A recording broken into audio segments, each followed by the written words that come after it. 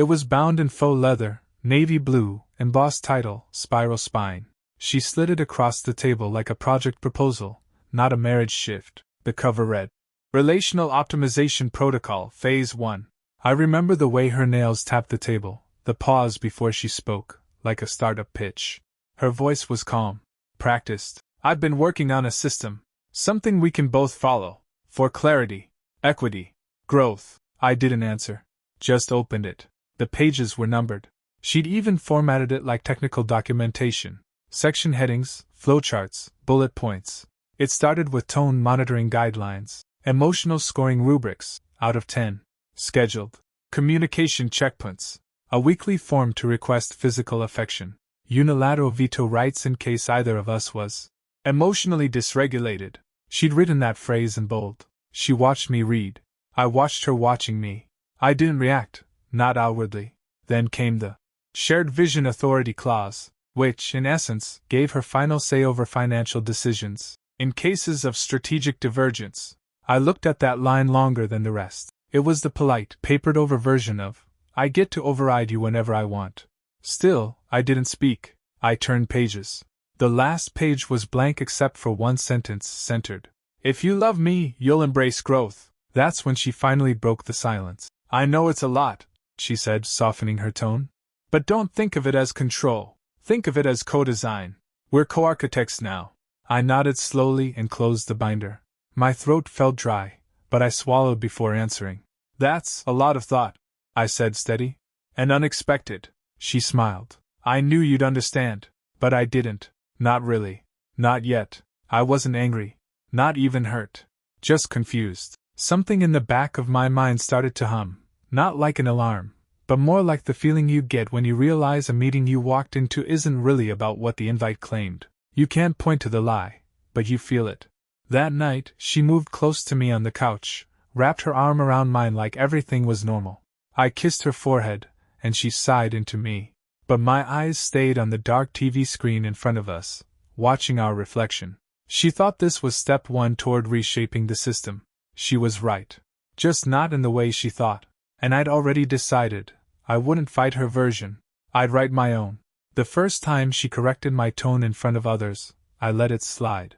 It was a Tuesday night, dinner with two of her colleagues, both couples, both fluent in the language of curated emotional awareness.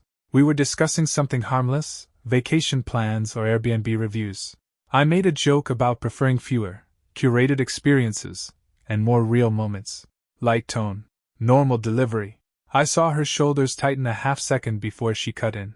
Let's be mindful of sarcasm, she said, with a tight smile, turning to our guests. We've been working on tone modulation. It's part of our new communication model. There was polite laughter, but I saw it, the flicker in their eyes. That subtle shift when someone realizes who holds the reins in a relationship.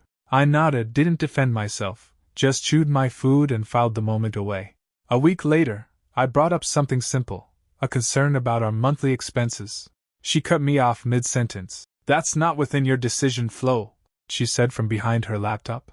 Refer to Section 4B. Financial conversation scope was already mapped last Friday. She didn't look up. What stung wasn't the shutdown. It was how efficient it was. Mechanical. Like I wasn't her husband, just a beta user violating a UI boundary. Then came the moment that broke the illusion. I was heading to bed late, passing the cracked door to her home office. She was on the phone, pacing. She said, "He finally knows who's steering the ship." She laughed. It wasn't cruel. It wasn't even smug. It was casual, relaxed, like the final step in a process she'd been running in the background for months. I froze in the hallway, one hand on the banister, watching her reflection in the darkened window. I didn't sleep much that night. The next morning, she made coffee, kissed my cheek, slipped a to-do list beside my mug with a handwritten note. "You're doing great. Growth is messy. Keep going." I smiled back, took the mug, walked out the door. And right then, I stopped thinking about her as my partner. I started thinking like an analyst. This wasn't progress. It was programming. And someone else wrote the code. I didn't confront her. That would have given her what she wanted, a visible reaction she could label, dissect, redirect. Instead, I studied. First, I started tracking patterns. Not with suspicion, just quiet data points. I noted every instance she referenced the system to close down a conversation. It happened more than I'd realized, always wrapped in therapy speak. Let's not enter that spiral. Or, that topic is outside our shared regulation space. But the rules only applied one way. One night she bought a pair of shoes that blew through our self-assigned monthly discretionary limit, a limit she'd insisted on during financial boundary mapping. When I asked about it, she blinked once, smiled, and said, "Retail therapy. My window for emotional recharging was overdue." I nodded, took note, said nothing. A few nights later, she skipped our Sunday emotional sync session. I waited at the table with the printed form she'd designed, a list of numbered prompts, scoring each other's presence, validation, consistency, and repair dynamics. I'd come to loathe it, but I filled it out every week. That night, she didn't even text to cancel. Just came home after midnight, tossed her bag down, and said, "Needed solo time. No explanations owed." So I smiled, said, "Of course," and filed it away in my notes. Every time she broke her own protocol, I logged it.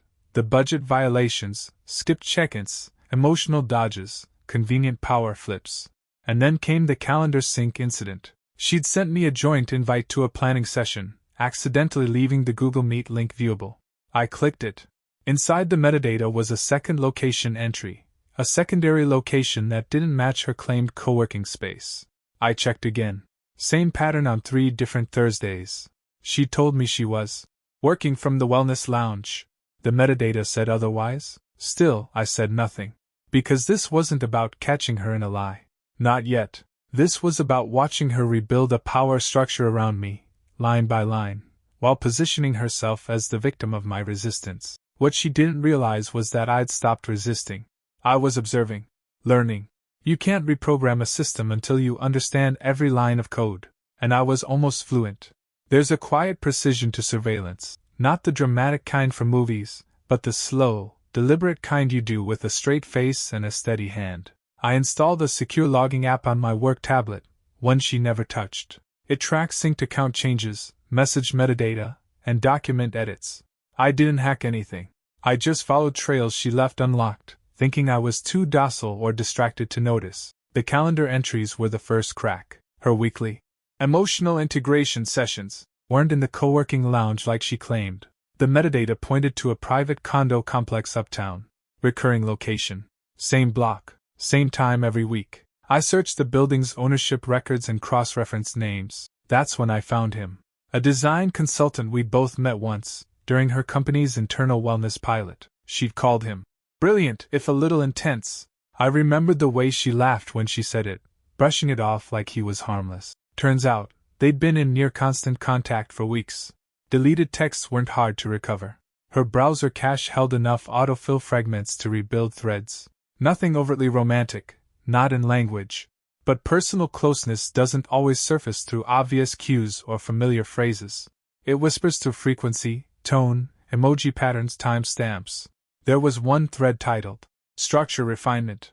The last message he sent read, "He's folding. You're almost through phase 2. I didn't feel rage. Just clarity. She hadn't built the system for us. She'd built it with him. Around me. A strategic framework to strip agency and mask infidelity as evolution. A way to make her betrayal look like my failure to adapt. I printed the messages. Stored backups in 3 locations. Took screenshots, encrypted them, archived everything. She thought I was following her program. She didn't realize I'd already started building my own.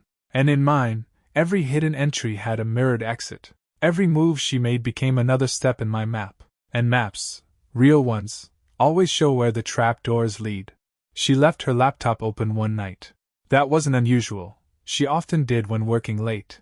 But this time, she was in the shower, and I saw a new tab blinking with an unsent email draft. Subject line: Prenup Addendum, Post-Phase 3 Adjustment. I didn't click anything at first. I just stood there, watching the cursor blink against the glow of her screen. Then I sat down, quietly, carefully, and I read. It was all there, a fully outlined revision to our existing prenuptial agreement, written in legal-adjacent jargon. The wording wasn't casual. It referenced behavioral benchmarks, relational recalibration, and asset autonomy clauses. Most damning?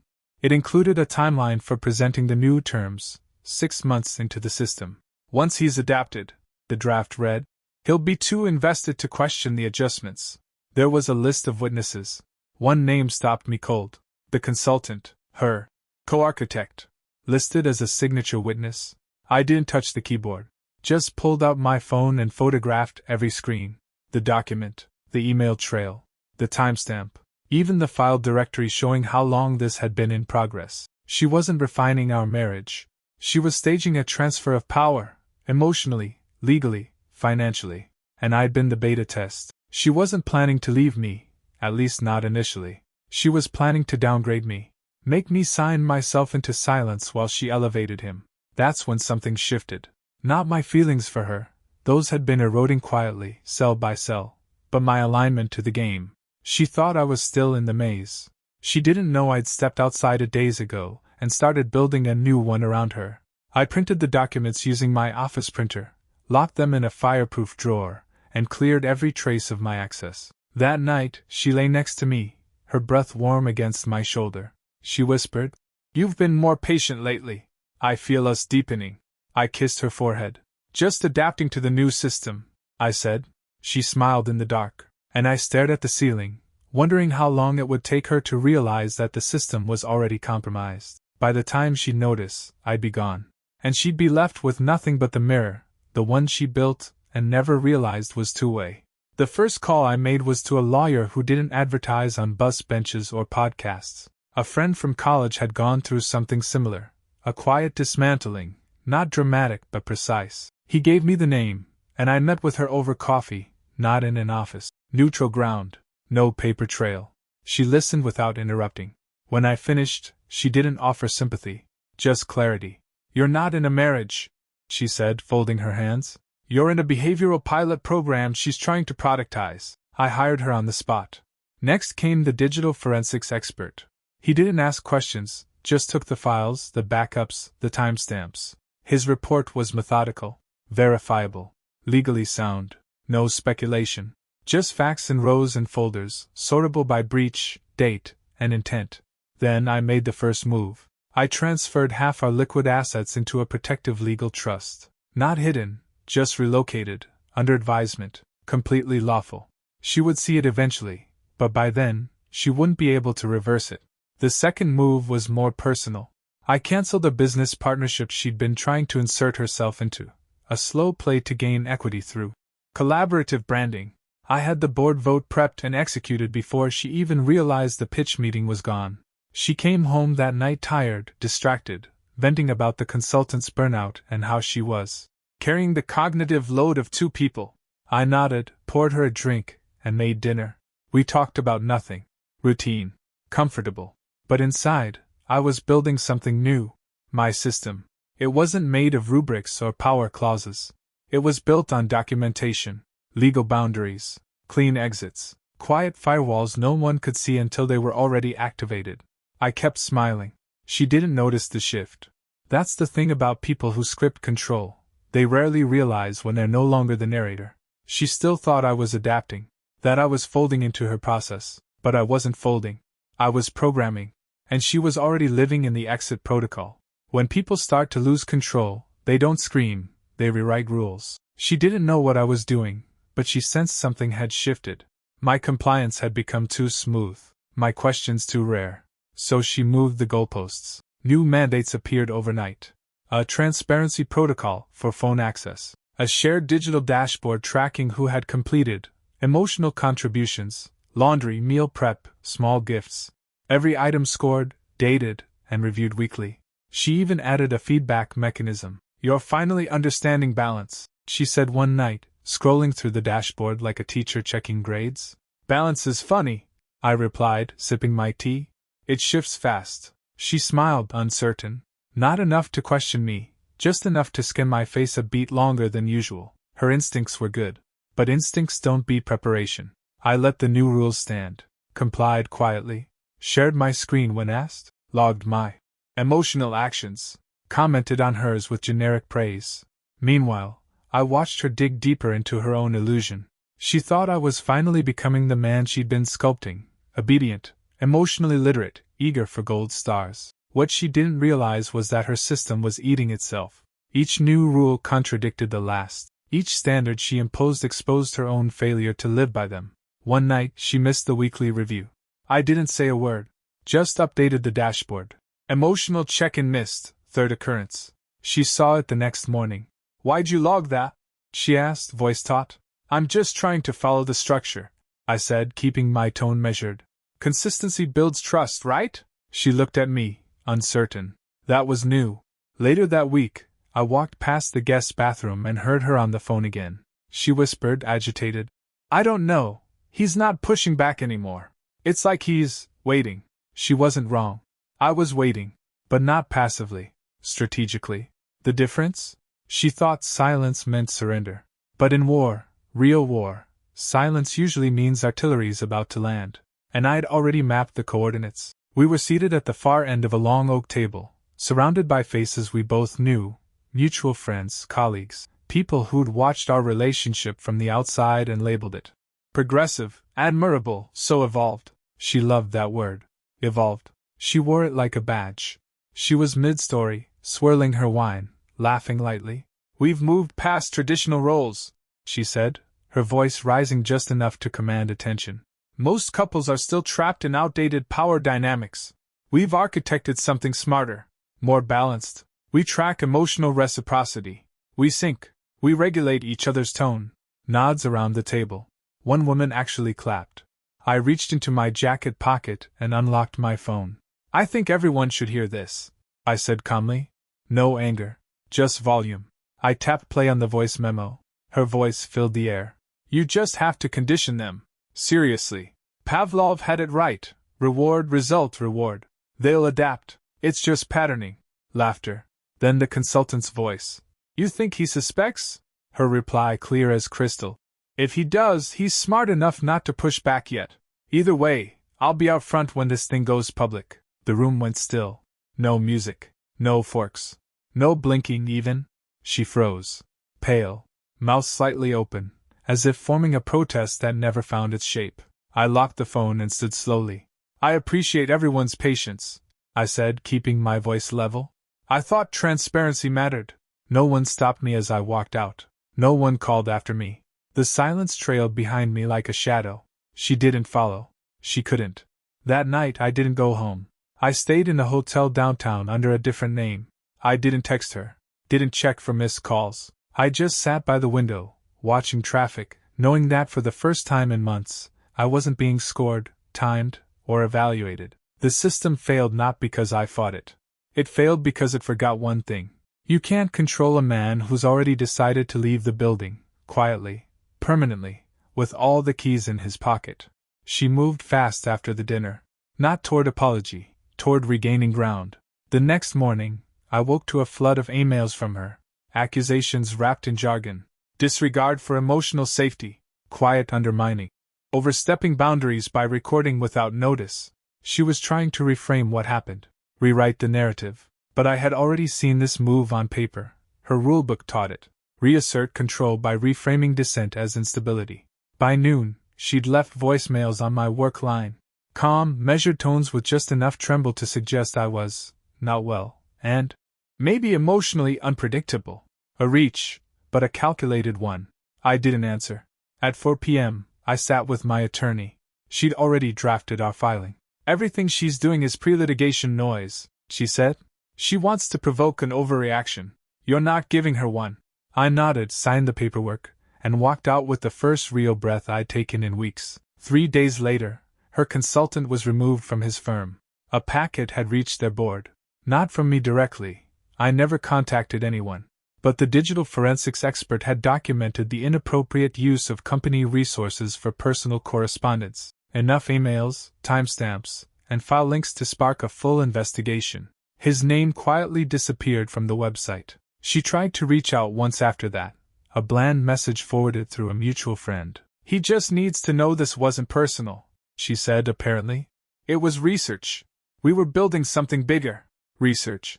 That word lodged in my throat longer than her name ever would. Our mutual friend stopped calling her. Not out of loyalty, out of discomfort. No one wants to realize they were a participant in someone else's experiment. Her final move came 2 weeks later, a letter from her new attorney claiming I had covertly undermined a therapeutic structure. My lawyer read it once, then slid it across the table. "Good luck arguing that to a judge," she said. "Especially one who's seen your documentation." That night, I walked through the house alone. Her things were still there, untouched. Her vision boards, her laminated charts, her relational growth tracking corkboard. It felt like a failed tech startup. All branding, no product. And the founder? Out of options. She tried to reboot the narrative, first through mutuals, then through quiet back channels. Softened language, appeals to context. Her tone had changed. Less confident, more revisionist. She meant well, someone said to me over lunch, shrugging. She just got carried away with the process. I didn't respond, just stirred my coffee and let the silence do its work. She reached out through a former colleague of mine, someone we both respected. The message was clinical. She'd like a conversation, not for reconciliation, just closure. She believes misunderstandings distorted your perception of the system. I declined. She tried again, indirectly. An email to my personal address. No greeting. Just, "You were always better at seeing the angles. I underestimated that. I see that now." No apology. No ownership. Just the outline of regret wearing the language of insight. I didn't respond. What was left to say? She'd built a system designed to extract agency under the guise of evolution. And when it failed, she tried to rebrand it as mutual growth. But systems have fingerprints, and hers were all over every decision she claimed was co-authored. Financially, she lost access to everything she'd counted on: equity splits, business investments, joint assets she assumed would be hers post-reprogramming. My lawyer made sure every document trail was precise, every clause locked. Socially, she'd become a cautionary tale. Quiet, but present. No one said it outright, but people distanced themselves. Not out of spite, out of self-preservation. No one wants to get caught endorsing a failed ideology, especially when it comes with footnotes and collateral damage. She moved into a rental on the other side of town. The address popped up in a database I monitored briefly for legal mail forwarding. I never drove by. I didn't need to. Whatever version of her lived there now, it wasn't someone I needed closure from. I already had it. Not in a conversation. In the silence that followed every severed connection. And the peace of knowing I hadn't just escaped the system. I'd erased it. I moved out before she could. Quietly.